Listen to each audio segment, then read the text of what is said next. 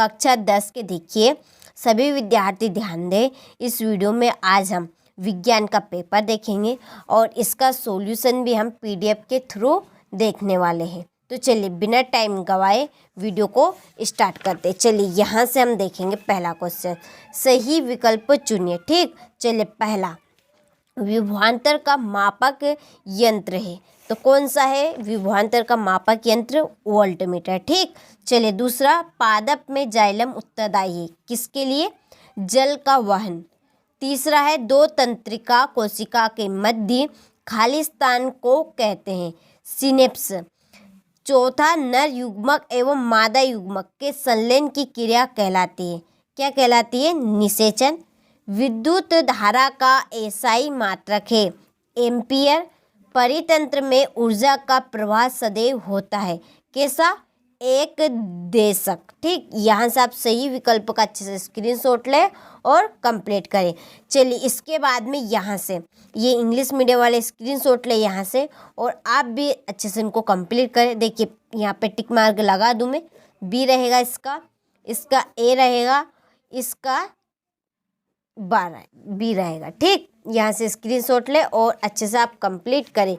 इसके बाद में चलिए यहाँ से इंग्लिश मीडियम वाले बाकी का स्क्रीनशॉट ले और कंप्लीट करें।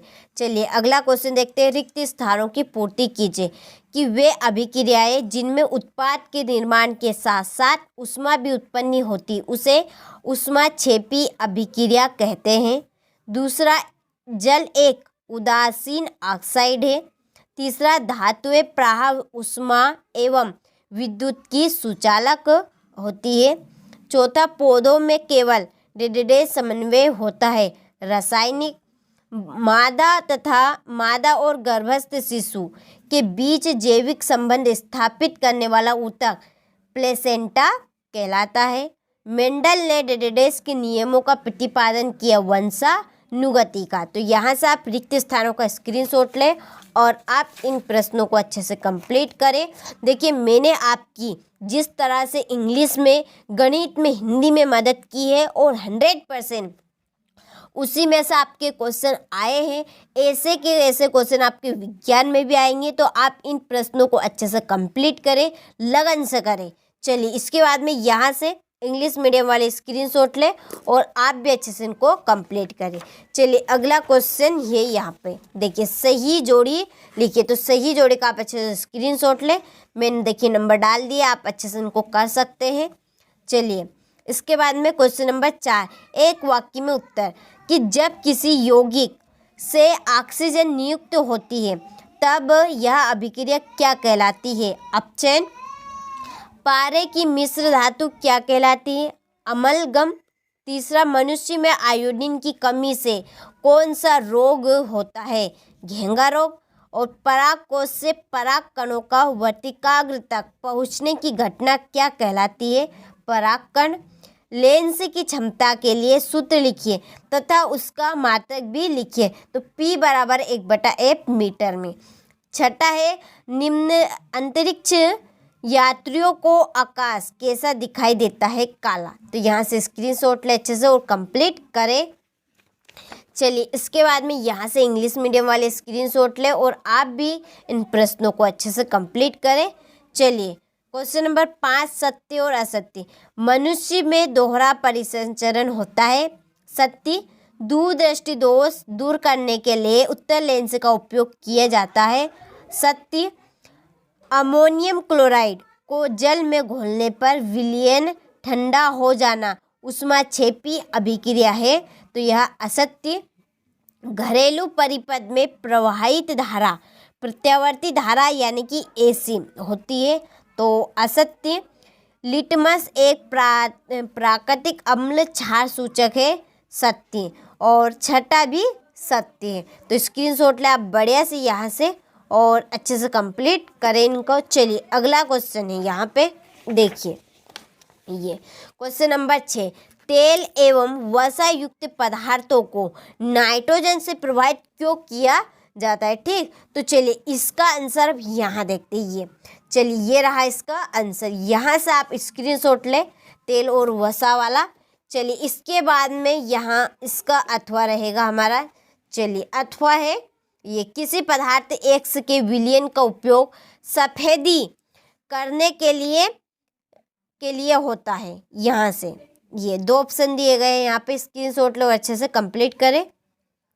चलिए इसके बाद में है अगला क्वेश्चन छठा, ध्वनिक यानी कि सोनोरस किसे कहते हैं, उदाहरण दीजिए। फिर है आयनिक यौगिक के गलनांक उच्च क्यों होते हैं। चलिए फिर है अगला क्वेश्चन, निम्न की रचनाएं चित्रित कीजिए। चलिए फिर है यहाँ पर अगला क्वेश्चन, हाइड्रोकार्बन क्या है, उदाहरण देकर समझाइए। पादप एंजाइमों का क्या कार्य है। फिर है अगला हमारे शरीर में वसा का पाचन कैसे होता है, यह प्रक्रम कहाँ होता है, तो यहाँ से स्क्रीनशॉट ले और प्रश्न को कंप्लीट करें। फिर है अलैंगिक जनन किसे कहते हैं। कुछ पौधों को उगाने के लिए कायिक प्रवर्धन का उपयोग क्यों किया जाता है, तो यहाँ से स्क्रीनशॉट ले कंप्लीट करें। क्वेश्चन नंबर ये 10 का अथवा है यहाँ पे। क्वेश्चन नंबर 11, चलिए फिर है 11वें का अथवा। क्वेश्चन नंबर 12, अवतल दर्पण के मुख्य फोकस की परिभाषा लिखिए। चलिए परावर्तन के नियम लिखिए। क्वेश्चन नंबर 13, ओम का नियम। चलिए ओम का नियम के बाद में क्वेश्चन नंबर 14, फ्लेमिंग का वाम हस्त यानी कि बायां हाथ का नियम, इसका अथवा फ्यूज तार क्या, इसका उपयोग, ये रहा फ्यूज तार। यहाँ से स्क्रीनशॉट ले अच्छे से। क्वेश्चन नंबर 15, अपवर्तनांक से आप क्या समझते हैं। क्वेश्चन नंबर 16, आहार जाल और आहार श्रृंखला में अंतर। क्वेश्चन नंबर 17, ये 17 का अथवा। क्वेश्चन नंबर 18, ये प्रत्यावर्ती चाप का नामक के चित्र, तो ये रहा क्वेश्चन नंबर आपका 18। चलिए ये इसके बाद में 18वें का अथवा। क्वेश्चन नंबर 19, तारे क्यों टिमटिमाते हैं, सचित्र वर्णन कीजिए। चलिए 20वां प्रश्न, अम्ल और क्षार में अंतर। बहुत ही इम्पोर्टेंट अंतर है ये आपका, स्क्रीनशॉट ले और अच्छे से कंप्लीट करें।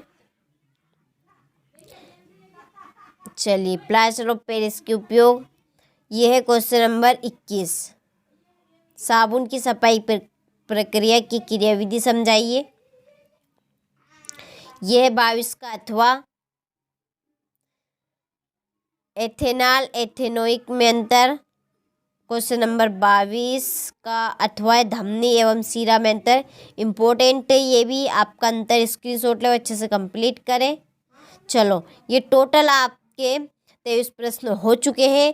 आपने हर एक प्रश्न का अच्छे से स्क्रीनशॉट लिया होगा, तो आप इन प्रश्नों को जरूर कंप्लीट करिए। भरोसा रखिए इन्हीं प्रश्न में से आपके प्रश्न आएंगे और आप अच्छे अंक प्राप्त करेंगे। तो चलिए मिलते हैं आपसे अगले वीडियो में।